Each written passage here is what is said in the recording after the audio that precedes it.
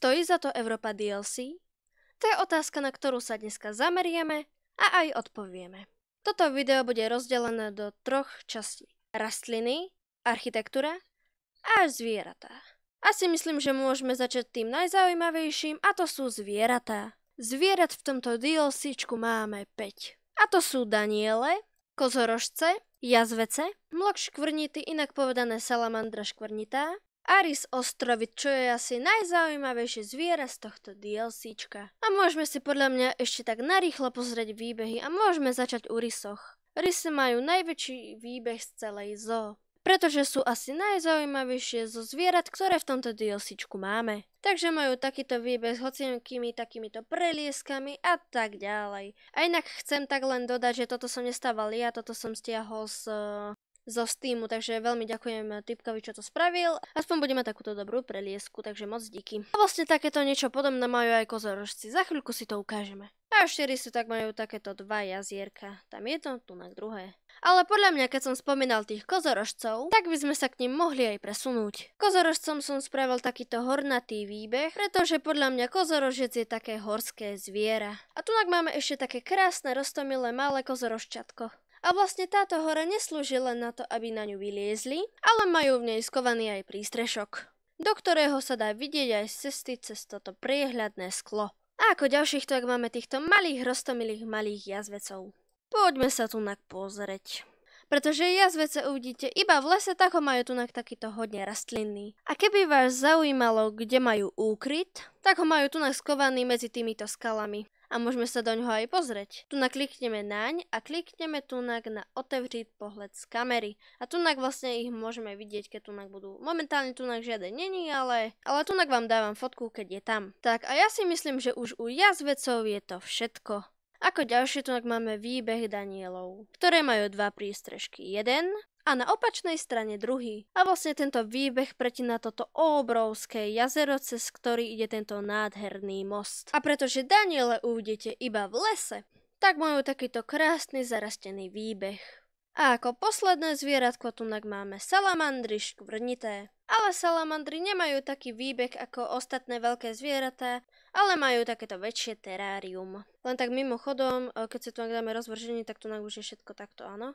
Tak len aby ste vedeli. Tak a ja si myslím, že už u zvierat je to všetko. Druhá časť je architektúra. Architektúra sú vlastne takéto rôzne štýly domov, striech a tak ďalej. Alebo keď si tu otvoríme výstavbu, tak tu môžeme vidieť, čo nám všetko ponúka európske DLC. Môžete si to kľudne takto pozrieť.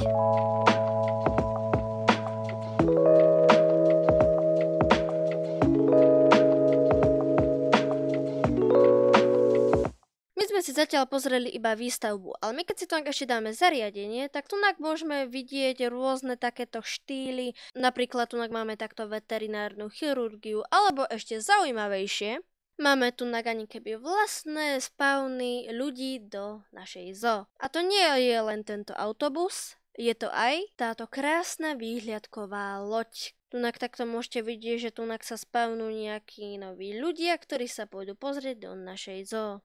Čakám. No, konečne.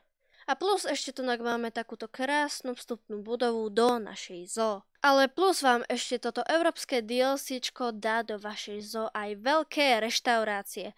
Tu keď si vletíme do jednej z nich, tak tu takto môžete vidieť, že tu si nejaký tento týpeček objedná jedlo a potom pôjde vlastne tu takto hore a tu si sadne. Toto je vlastne jeden typ reštaurácie a druhý je návštevníci si tu vonku pri fontáne môžu vychutnať to úžasné jedlo. Len neviem, či toto je úplne pohode, keď sa tu otvoria dvere a otvorili by sa do vonka, tak to by asi niekoho totálne bolelo. A to nevadí. Má to ešte nejaké muchy, ale to je také banálne pohoda. A plus ešte tu máme food trucky. Ako už samotný názov napovedá, je to vlastne ani keby taká dodávka, niečo také ako na spôsob dodávky, v ktorej sa predáva napríklad limonáda alebo tu nejaká ľadová triešť, A tu tiež nejaká ľadová trieža. Momentálne si to, ak niekto kúpil u nás niečo v našom food trucku. A je to vlastne spravené tak, že a to ak si vlastne nájdete tento ani keby truck, alebo proste pojízdne občerstvenie, alebo toto, tunak si to dáte, ale je to trošku iné, že napríklad tunak vidíte, že tunak není úplne ten pultík. A to keď si tu dáme tento food truck a tunak si nájdeme napríklad tunak takýto pult a dáme si to tunak dovnútra, treba to trošku vycentrovať, alebo napríklad tunak si dáme takýto.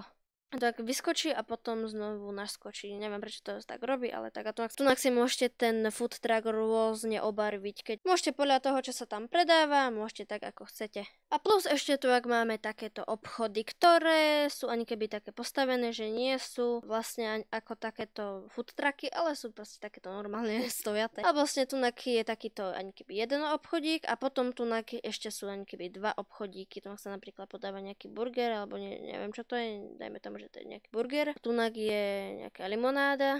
Ale to je taký obrovský dom, do ktorého to môžete postaviť a bude to podľa mňa vypadať celkom pekne. Alebo napríklad tunak ešte sú vlastne takéto 3 typy expozícií. Tunak sú vlastne 4, tunak sú 2 a tunak je 1. Takže samozrejme, že tunak tieto expozície sú vlastne takto vypadá tá expozícia, ale takto to už urobila ani keby sama hra. Tak a toto už je podľa mňa všetko z architektúry a ešte nám tu chýba posledná vec a to je... Presne tak, rastlinstvo. Možno ste si už tu všimli, že tu sú takéto stromy, ale vlastne toto je všetko, čo je v tomto DLCčku. Plus ešte takýto malý prenosný kvetinač, dajme tomu, že to je kvetinač. A ešte sa poďme pozrieť na tieto stromčeky. Dávam k tomu takú hudbu, nech to k sebe sedí.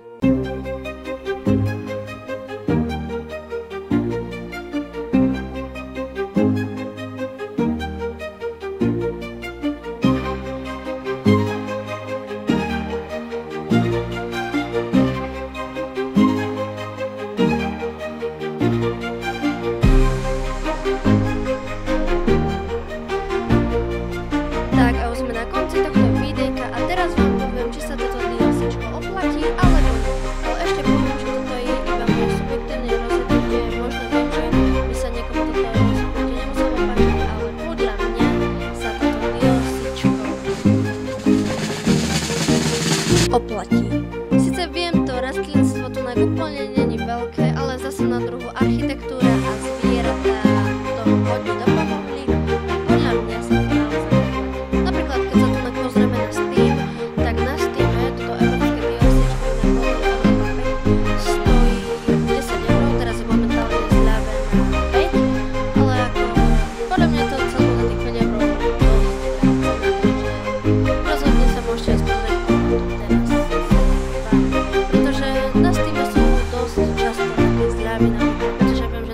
sú väčšinou zľavy a celkovo môžete to kontrolovať a keď bude za výhodnú cenu, ktorá sa vám bude páčiť, tak si to môžete kúpiť.